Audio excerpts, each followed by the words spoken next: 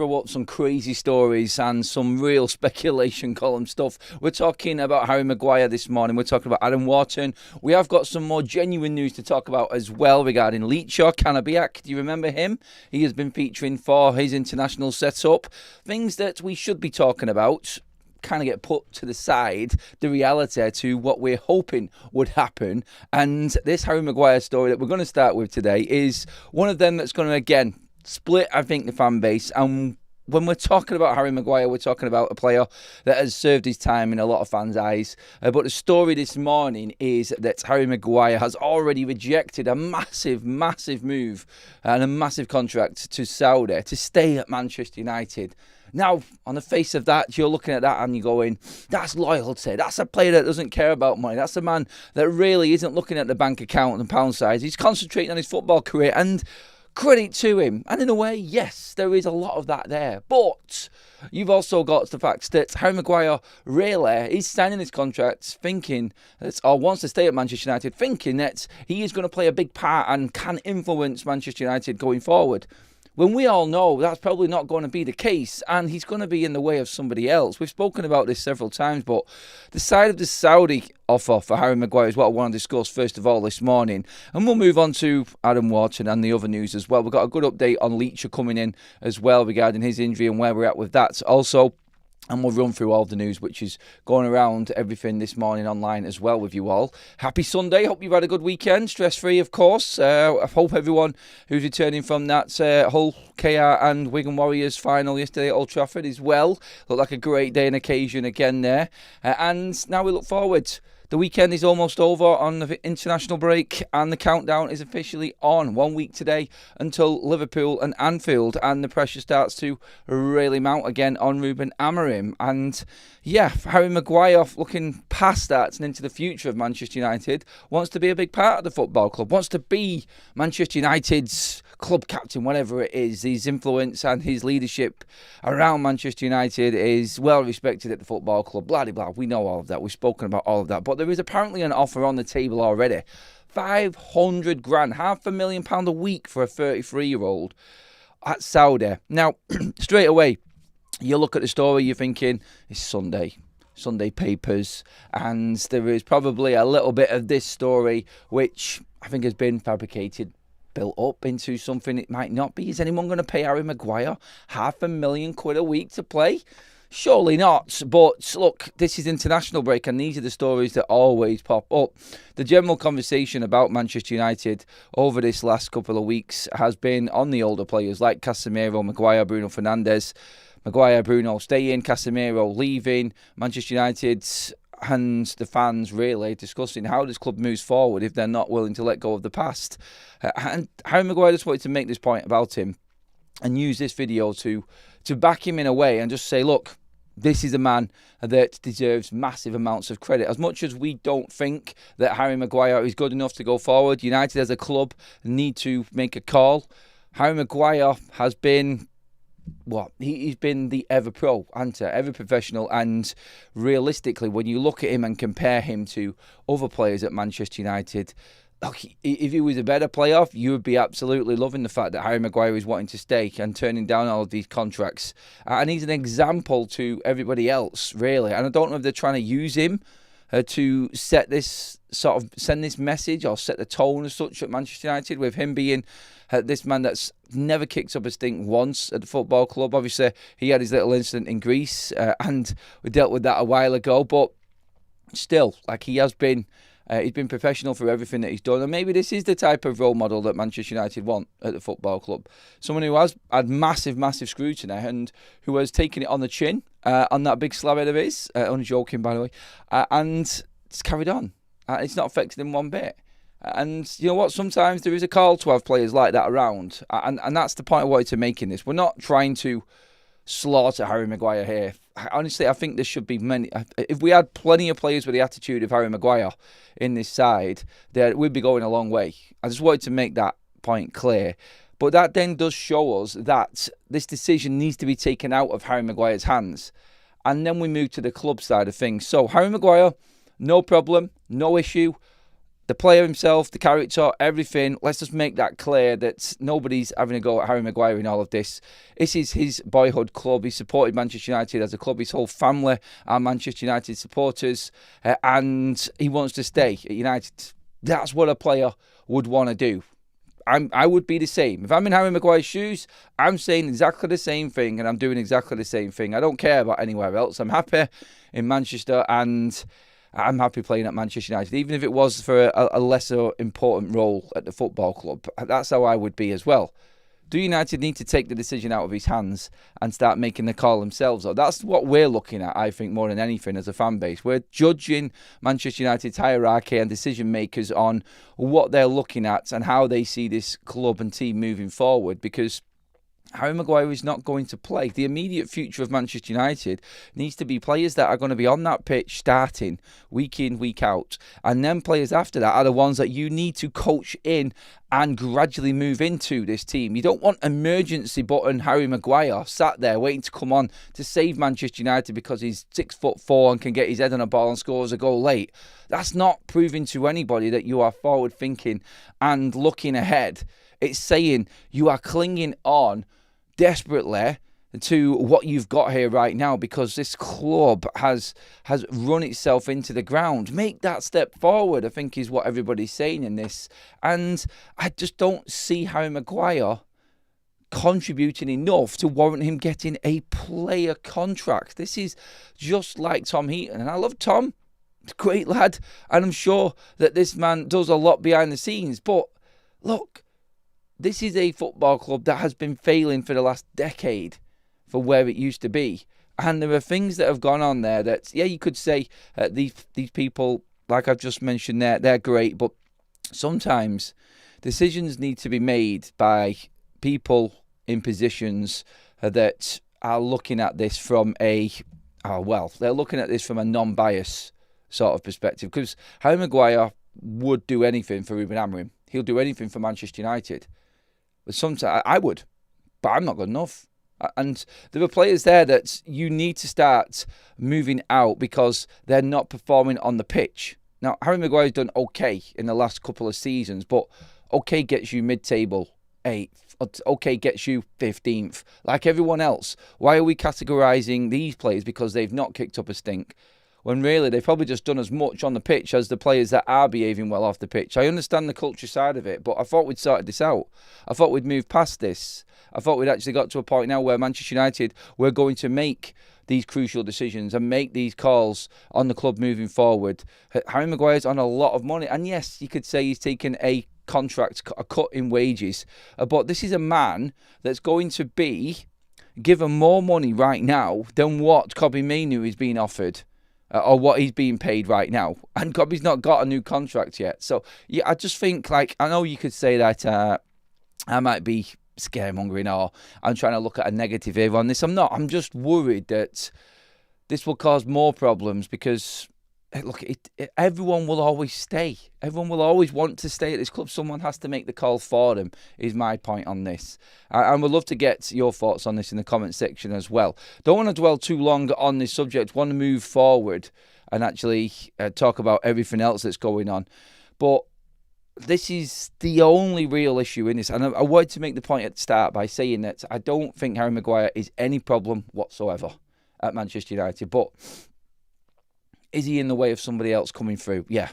He's in the way of Aiden Heaven. He could be in the way of Lenny Yoro if Leacher comes back in and all of a sudden Ruben Amorim wants to keep Luke Shaw in the side. Then Leacher comes back. If he's not going to drop Luke Shaw, who's he going to drop? He's going to drop Lenny Yoro. The future of this football club is suffering because Ruben Amorim's clinging on to his job and he's clinging on to characters that he can actually salvage his own career with. That's just, I know, look, it sounds really bad when I say it like that. I get it, I know, and I don't want to go in on Harry Maguire. I don't want to go in on Ruben on this, but that's the case, isn't it? That's the scenario. And the future is suffering. It's there. They cannot get on the pitch because the old guard that have failed us so many times before keep on getting on. And it's just something I'm scratching my head about, and I'm like, oh, God, why can't we let go of this? Everyone else can, but we can't. I don't get it. It's annoying. It is absolutely infuriating. But look, again, Harry Maguire might play his part. He might be on a very, very cheap deal. something in the region of 30 grand, because that's all I would be offering him. That's where I would be. That is what a player that is a squad player at Manchester United should be on, I feel. So if you want to stay for 30 grand, then I'm happy for Harry Maguire to stay at that. But again, even on them wages, I don't like it, because he is going to be used before somebody else. And how are players going to develop unless they're playing? I'm sorry, you don't develop unless you play football games. I think I was listening to someone on the radio, a former pro, and I can't remember who it was yesterday. And he said playing in games is like having 20 training sessions, especially if you're playing against better players. And this is what these younger lads coming through will be up against. If you're playing football matches, that there is worth 20 training sessions on any training ground, because you will learn so much from it. You will learn so much from playing against better players, and your development will accelerate through it. I think we are holding our talent back, and I get the stance that Ruben's got, like not introducing the youngsters too soon, thinking that they've made it, but there has to be some form of integration. We've not seen Aidan Heaven all season for Manchester United. There's been games where Lenny Yoro hasn't started games now. What when Leacher comes back? And I know he's going to go into this side, and if he doesn't drop Luke Shaw and these experienced players because he's too scared, then we're going to end up losing what the future of this club is. And that's my big point on that. I just wanted to get that out. So let's get into the comments quickly, because I want to talk about the other news and the other rumours that are flying around as well. We've got quite a bit to get into. So I'm just going to scroll up, stop it. And let's go with this. Slavy needs to go. Not good enough. He doesn't deserve praise. He deserves a bit of praise for how professional he is. When we're comparing Harry Maguire, say, to the likes of Jadon Sancho, Marcus Rashford, Alejandro Garnacho, players like this, I'm sorry, he's head and shoulders above all of them players in terms of how he conducts himself. And that's why I said what I said at the start. But is he good enough to start for United? No. Then if you're not good enough to start for Manchester United, I think you need to be moved on from United. That's my stance on it anyway. He's already had a 12-month extension. Time to get rid of him. He's too slow and not very good either. He is holding back the likes of Heaven. That's from Tomo. Dark Knight says, morning all. Morning to you as well, mate. Maguire is an example of how poor United have become. Clown. Wouldn't say a clown, but again, just time to move forward. That's all I would say. Like, everyone wants to see progression, and I think this is looking back and holding back. So that's my point that I wanted to get across. And it does look like, there's a lot of people going right in on Harry Maguire on this one. But look, JC says, Shaw, Malacia, Agate have to go with Harry and Casemiro leaving. We respect Harry's service, but this is United. Again, he's only good for when United want to shut up shop. It's just a bit too much for me to be putting someone in the squad there. It's like a desperate. It's not. It's like, and I don't mean desperate in that way, and I don't want to bring Harry into that there, but it's like he's there as an emergency. Forget the emergency. Let's just create a scenario where we're not having to go to the emergency. Let's focus on the future and actually controlling games, winning games, progressively moving forward, instead of having the get out of jail card sat there. Let's bring Harry on to score a goal. Yeah, look, I get like the moments that Harry has had. It's been good. It's been good to watch. It's been fun. There's been some epic ones as well, but just give me some normal football. Like Ruben says, like he wants to have no heart attack football. Yeah, like if you're having no heart attack football, that doesn't mean you have to bring Harry Maguire on as an emergency. So yeah, I'm all for it. Let's go. I agree, Adam. Maguire seems a really decent guy to take no pleasure in saying he needs to go, but likes of Heaven's progress is going to be stunned and go, but nothing but praise for Maguire in the person. Yeah, I think that's it. Take this decision out of his hands. Disagree, Adam. Stop being so kind. Does anyone remember the City match only a few weeks ago? I get it, Kev. I do. I know what you're saying. Look, I think the point here overall is that Harry Maguire is a top guy. Good player. But United need to move on. Stop allowing these players to stay at the football club because they love United. Like, take this out of their hands. Make the call. Someone high above needs to be a little bit stronger in what they say and what they do, I think, at this football club. It's done with other players. I just don't get it. And do you know what this would say? It also is going to give people the excuse, and it's not mine, but I know, and I've done this a long time now, and I know how this fan base would turn. The Player Power FC tag would come back again because Harry's staying. Like, he's a player that definitely should be moving on. No, he gets a new deal. Why? Player Power FC is back, and these players are dictating what happens. That will all be back at Manchester United again, and that's the frustration. I don't want the negativity to come back. I don't want it to be. I don't want it to be at the forefront. I don't want it to be what everybody's talking about. Right, I want to move on anyway because there is a lot of talk floating around Joshua Zirkzee. And again, we're going to keep on getting these rumours. I'm going to be doing a double live show again. We're on Football Talk straight after this show, and there is talk of the future of certain players, some actually linked with Manchester United and other clubs. We'll talk about that, but for the immediate and the most important thing, Manchester United right now and the players we've got, and this is a story again, I think this is about the third one of the week now, and it's starting to gather momentum. Manchester United forward Joshua Zirkzee has emerged as a January target for Serie A club Roma. They are keen to take him on loan to give him much needed minutes on the pitch ahead of the World Cup. Again, that's all driven from Italy, but we know it's a similar scenario with Rasmus Højlund. We're not going to be able to sell Zirkzee. It's going to be a loan, and then United will probably look to move him on when the summer transfer window opens. There's no way that United are going to get what they want for Joshua Zirkzee, but this man needs game time. He really does, and I think we need to be looking to moving Joshua Zirkzee on for his own good and... look, for the chance to sell him, because we're not going to use him in the future. Him sat on the bench doing nothing, he's definitely not going to give us any value. So from a business perspective and Ruben and the player, this just makes complete sense for Manchester United now, because a player doing nothing is worth nothing, and a player doing nothing is a problem in the changing room. Look, there's so many issues with Joshua Zirkzee right now and him not playing football. I just think it's fair that he does get given a chance and he does end up getting his move away from Manchester United. He does need to go. He definitely needs to go. And I think Manchester United will be looking for that loan move and will be looking to try and get him out of the football club.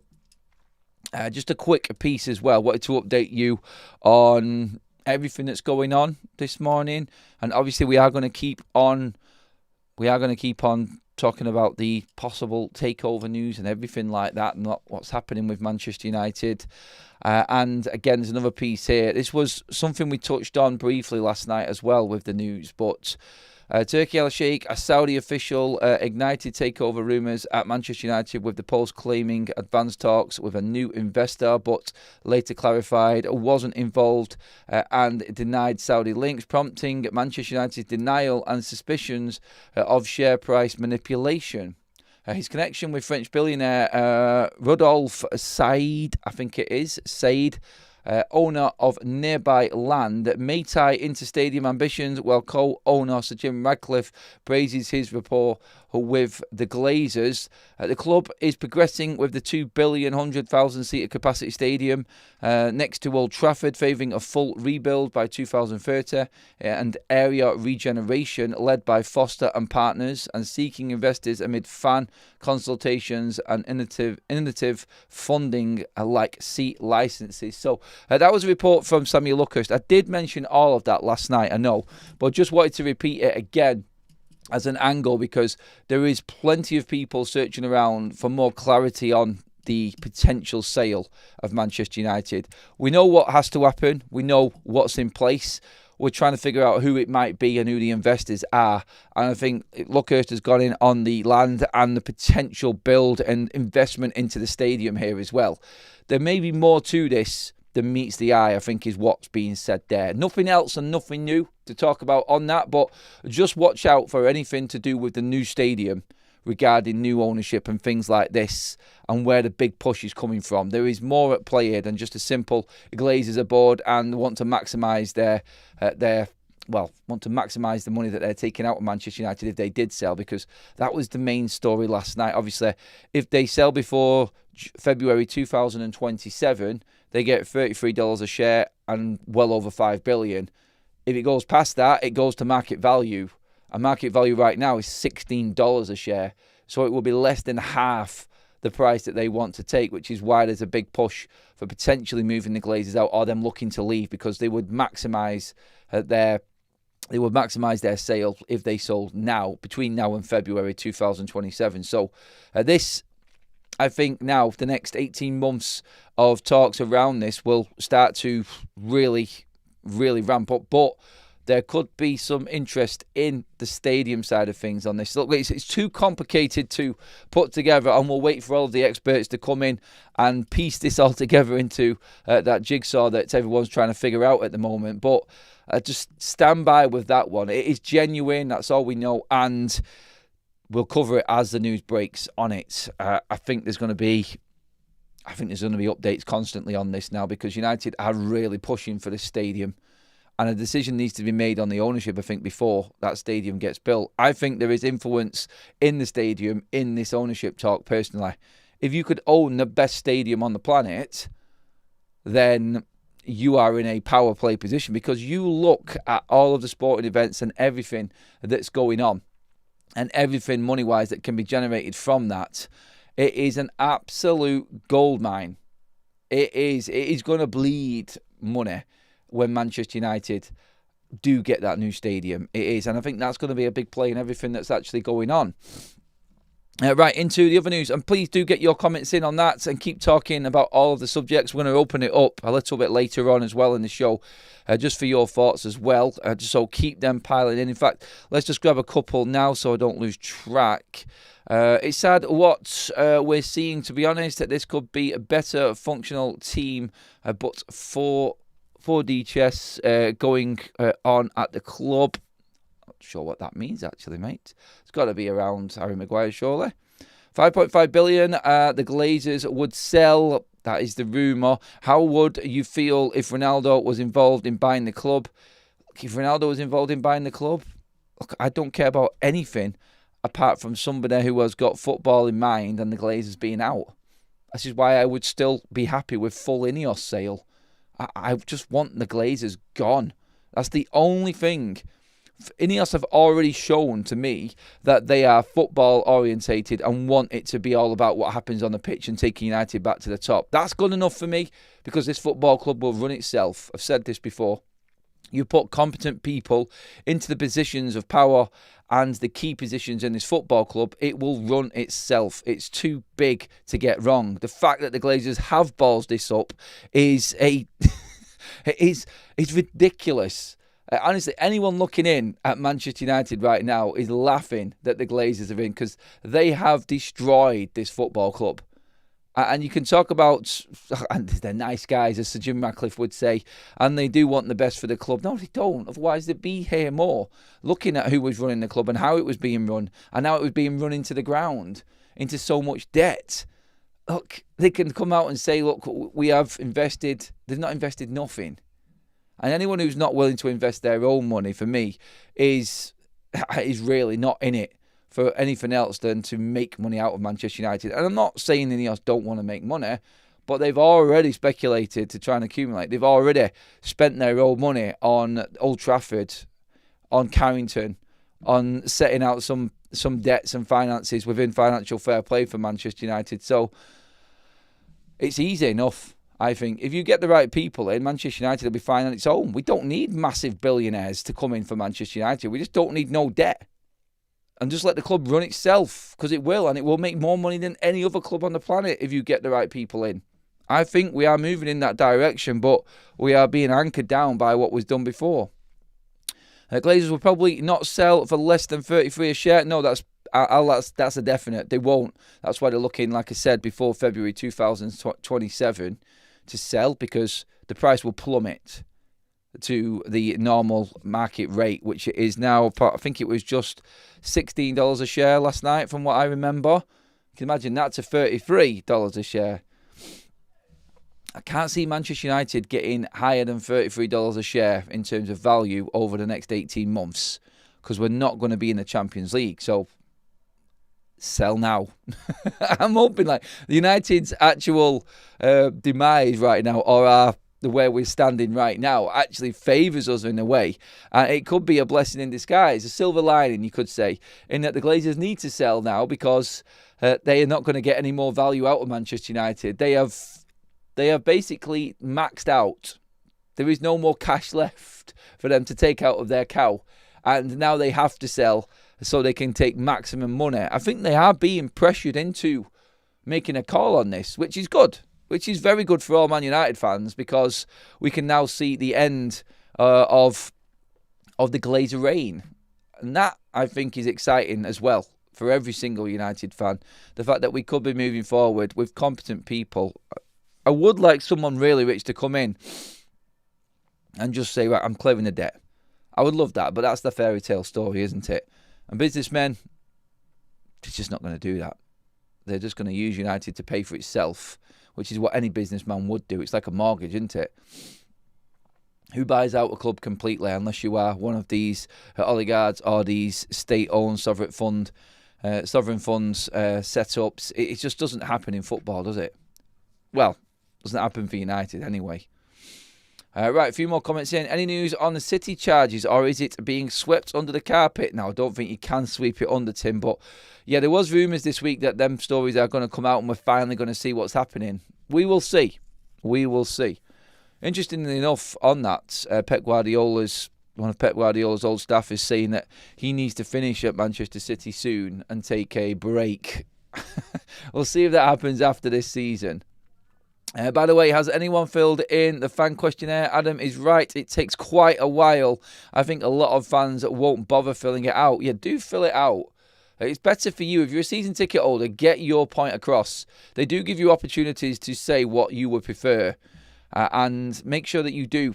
It's important that fans do that. I know a lot of people are like, why am I helping this club out?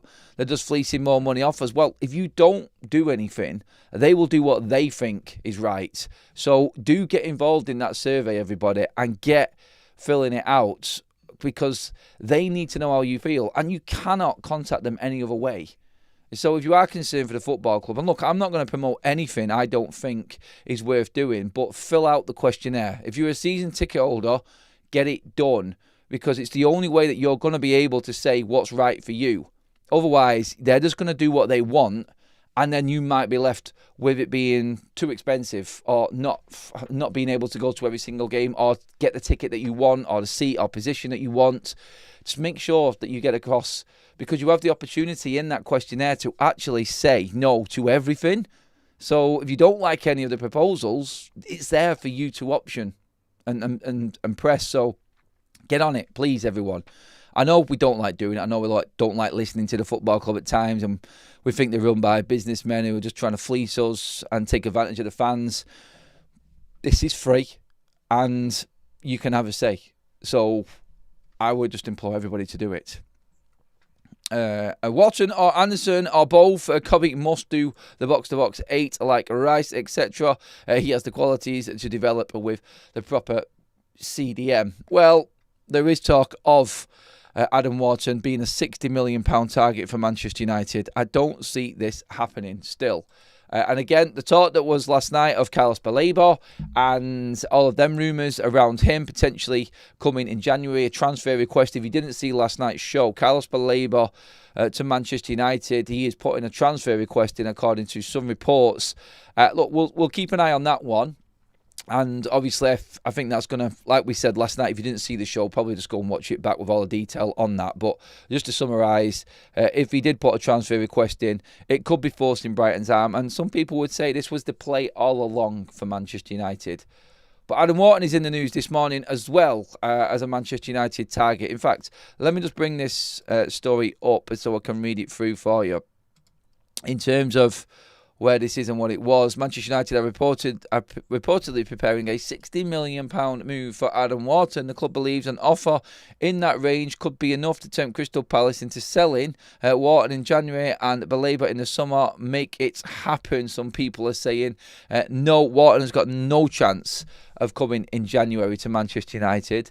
I'm just going to say this now. It might. I'm not saying never say never or anything like that, but come on. Let's be real. There's no chance that Adam Wharton is turning to Manchester United in January. Baleba could really happen. Again, watch last night's video on that one. That is a different story altogether. But Wharton is comfortable at Palace and he has a gentleman's agreement to leave in the summer. And I think that's what their aim is. That's what Wharton's aim is. One season more with Palace in Europe, still doing well and quite well, obviously. Their first defeat of the season last weekend, obviously. But still, like, you would be looking at Crystal Palace and saying, very, very, very comfortable at the moment. No chance that there's going to be any knee-jerk transfer reactions to sell players.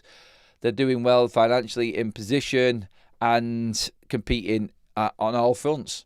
And 4 different fronts, actually. So why move now? It's not going to happen. And that story, again, I just don't have enough in it. There was actually reports. We're going to talk about a few more things on Football Talks, actually, after this show. But some other transfer stuff that interests Manchester United fans. We'll get into that. So make sure you do join us after this show as well, please, everybody. Ineos hasn't proved it's any better. Unfortunately, any sales will take a lot of time. This is from Anchor with the Super Chats. Not sure how true this news is. Given United is a listed company, they may need to inform the exchanges. Oh, no, they will need to inform the exchanges. Of course they will. But that'll just go with the normal takeover talk like it was last time. This is how we expect it to go down. The rules of the agreement between Sir Jim Ratcliffe's Ineos and the Glazers are what we are talking about with the move or any potential sale. And this is where we're talking about between now and February 2027, because in that period the Glazers will sell for $33 a share only. And if anyone wants to come in, you've got to pay that, because that would give Ineos their money back also, and they will sell from underneath Ineos, and there is nothing that Ineos can do at all. That's been made very clear by all of the financial experts as well. So anyone thinking that it's just the Glazer shares, some 71%, no, 100% sale, $33 a share, the Glazers are out. That's what we're looking at right now. Is there anybody out there? We're asking the question, is there anyone who wants to come and buy Manchester United for $5.5 billion? Come on, there's got to be some billionaires watching this show, isn't there?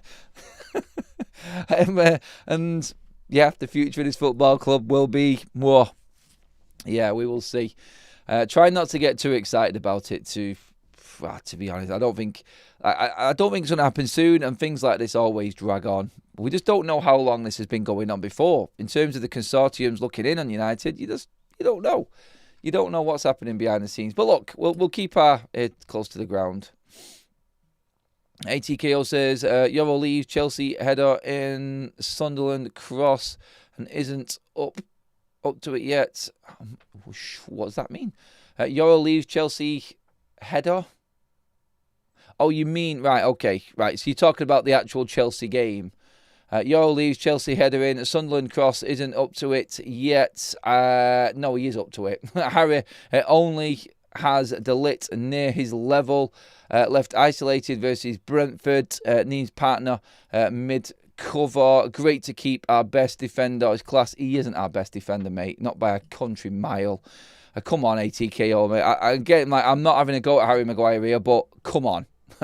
He isn't our best defender. Otherwise, he'd be playing every single game. He isn't quick enough, mobile enough, agile enough to deal with modern day strikers. I'm sorry, he just is not our best defender. You're clutching at straws there, buddy. Come on. Sheikh Nico says, don't worry, he's going to buy United. All will be calm. Nice one. Glad to see Harry continuing to impress me with his mentality. I must admit I had him completely wrong, and glad to see his football on the pitch matching his desire off the pitch. Yeah, I get that. I get what you're saying there, Andy. I just don't think his football on the pitch has been good enough for United. And I think, look, I like him. I like the mentality. I like the guy. I do.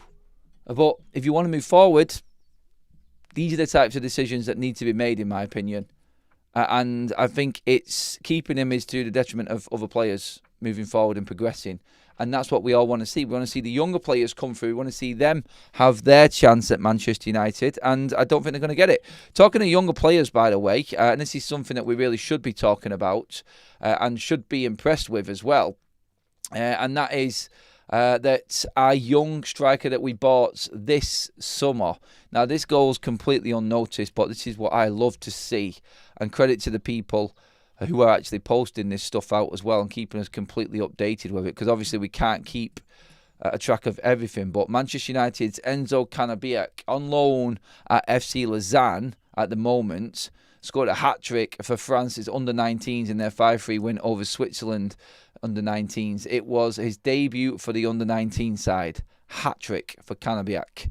Now, he was the player that we brought in this summer from PSG.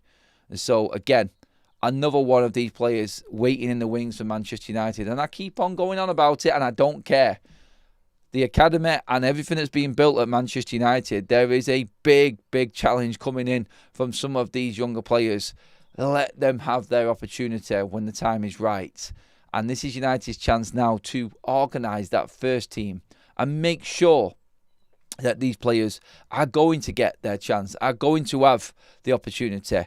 It's perfect because we have got, I'd say, another 2 years of development for a lot of this academy. If we can get ourselves in position right now in this first team and be up there challenging, we have got the best crop of youngsters coming through the ranks of Manchester United right now that are ready to make that step up in time. Just looking at what you have got there and the players Manchester United are bringing through. JJ Gabriel, Kai Rooney, these types of players that are playing for Manchester United's under-18s right now at the age of 15. It's scary how good they are. Then you've got the 17, 18-year-olds like Canabiak that was brought in as well to Man United. You've obviously got Orozco who we're bringing through. Manchester United are looking to try and sign Mohamed Dabo as well. Romano has said that they are moving forward with this. There are certain restrictions in the way that's stopping them, but they are making moves. And like Canabiak scoring there, that's the player that Manchester United have got playing at a decent level right now over in Lausanne, who's scoring. I know it's only under-19s football, and I say only under-19s, but he is the best in that crop. And he is gaining first-team experience over in Switzerland right now.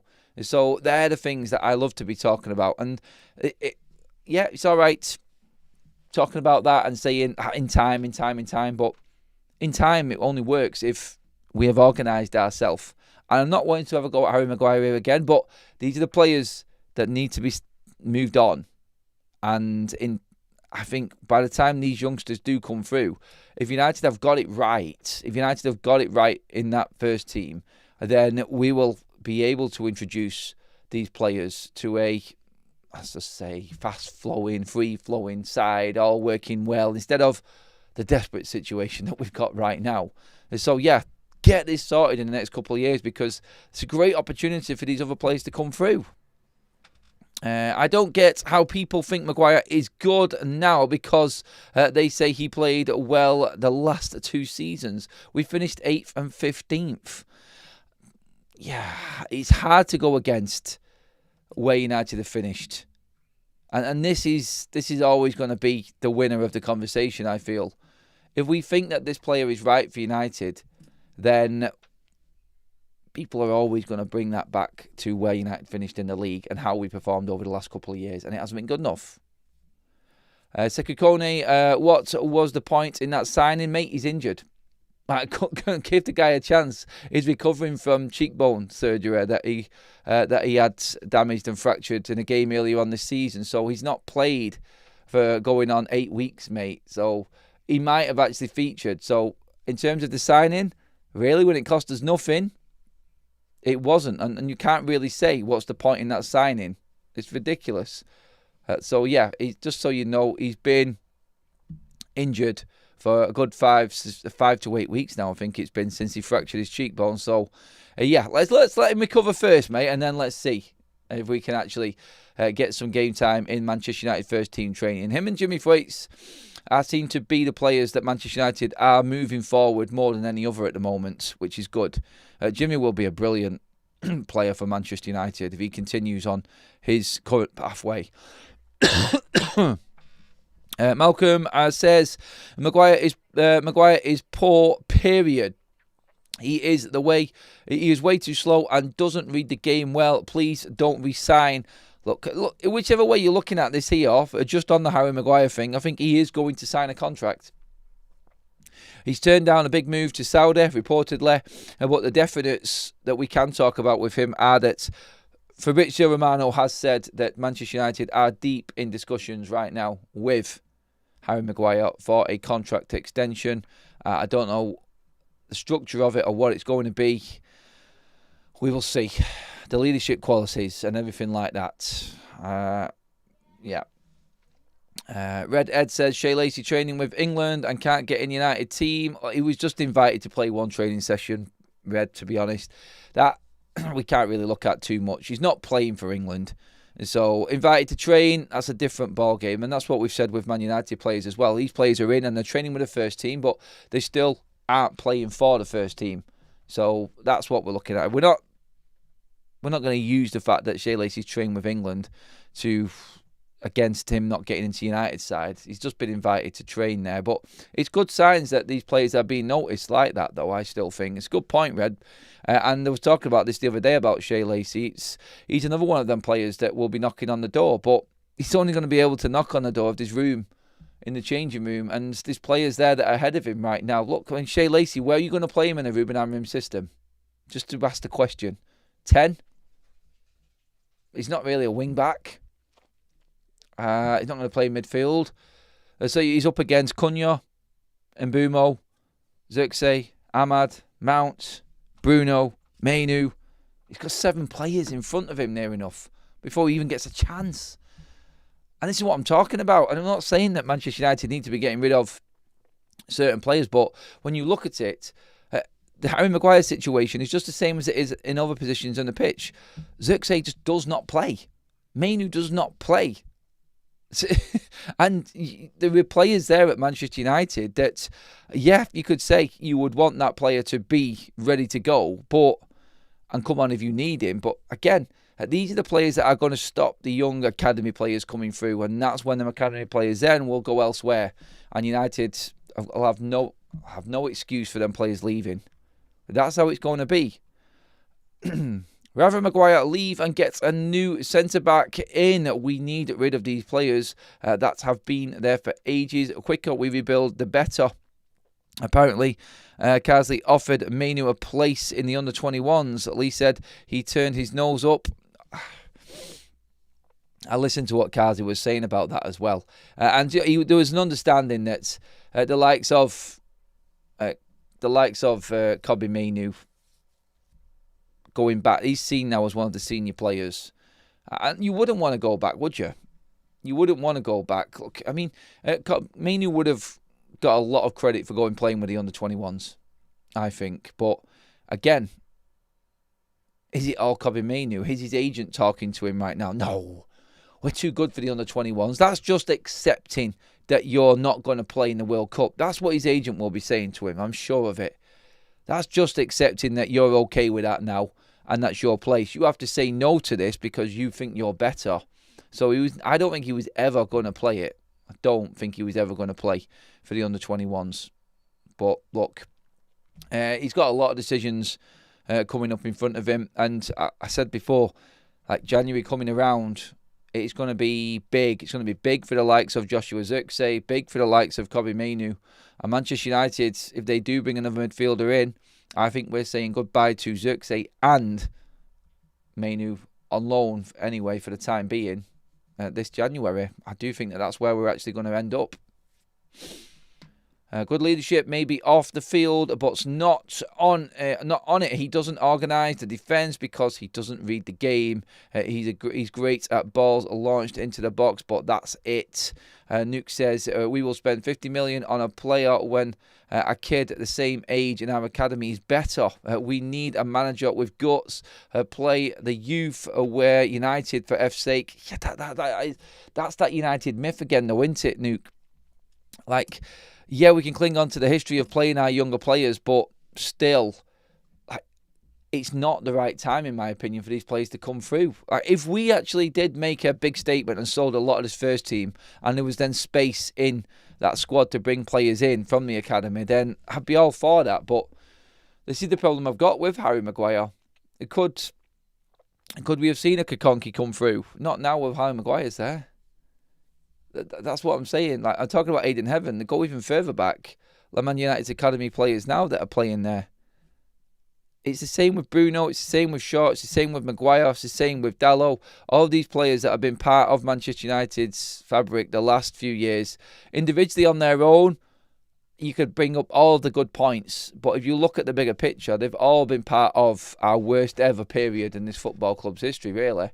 In terms of balancing it out, how much has been spent, how much these players are being paid, and what you're expecting from them. It is one of the worst periods in the club's history. And you're not going to change anything if the same people are still there.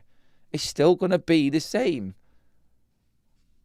And you're not going to see anybody else come off that bench other than Dalot, Maguire, Shaw. Like, you know what I mean? Shaw's on the pitch, for God's sake, right now. How he is still playing, I do not know.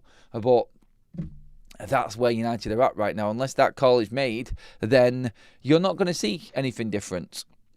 Look, we're going to wrap things up there, everybody. That is your morning update show. Thank you so much. Don't forget, QR code on your screen right now. Match Bingo. Grab your cards now while a discount is on, everybody. In fact, download the app off that QR code, please. Set up your account. It's completely free. Deposit £10 in to your account, but then in the promo code section on the deposit page, put in FUTV, all caps there, and get your deposit amount boosted by 100%, everybody.